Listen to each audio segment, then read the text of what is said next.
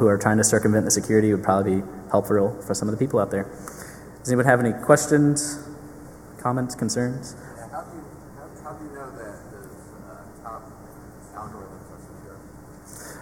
They're open and they've stood the test of time is pretty much the quick, dirty answer to that question. How do you know that no one's found it?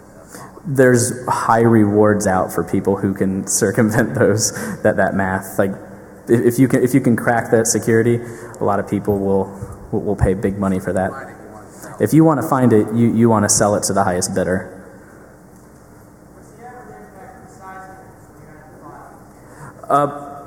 It's the exact size unless you use compression. You'll see in the StegHide tool there, and this is my personal favorite one. I did not write it, but the guy who did is a badass. You can see that you can actually do the compression level here. So it's the exact size of the file unless you do that, which comes into play when you want to make sure that you hide things in bigger files.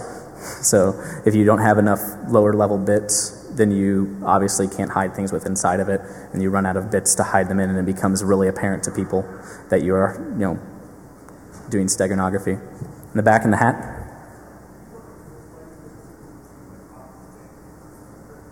I'm sorry.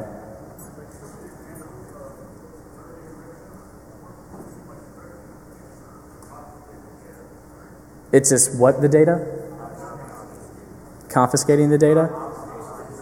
Oh, yeah, I mean, that's how it started out, and then it moved further and further into this. That's just what's considered early cryptography. I mean, in light of that, it's changed a lot over the years, and one would say that that's not really cryptography, but you're just obscuring the data, exactly. But, I mean, it's considered, the roots of where this was founded.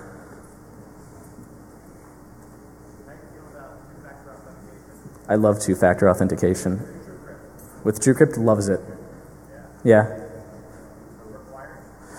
It comes into the things of what are you securing? I mean, if you don't need two-factor authentication, you don't need it. But I mean, if you really, want that, then use it. What's that?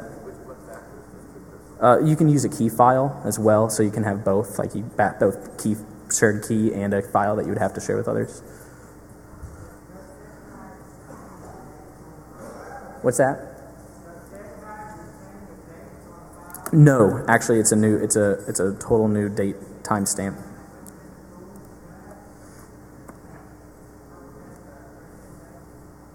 I don't know one off a hand because technically it is creating a new file. So I mean, you'd probably have to you'd have to hack that.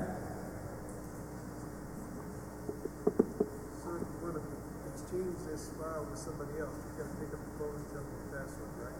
Yeah, you would have to share this with somebody else. Somebody else would have to know the existence of something within this file. Cool. How are we doing on time here? Okay, we're coming close. Anybody else? Can we what? Yes, you can do video files. I just did images here because it's simpler. I mean, obviously it takes longer to create a video file than it does anything else. So yeah, you can actually do that with a lot of different data. There's low bits in just about any type of media file and data file out there. What do you think the response would be from the community if there was a way to exchange this file without having to tell them what the password was? That would be cool. I mean, if you can hide it without the password, right? Like I did in StegHide. So if somebody knows that this person hides a lot of things without a password, and they were to put them on the web and use like an MD5 hash, and then you can check some of them after you download them, and you know that there's stuff within each one. It could just look like you have a lot of stock images on your website, but actually you keep some other things in there too. So that's a practical application to it right there.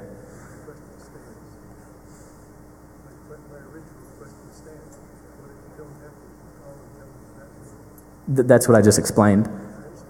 Okay, so then listen. Next question. What's up?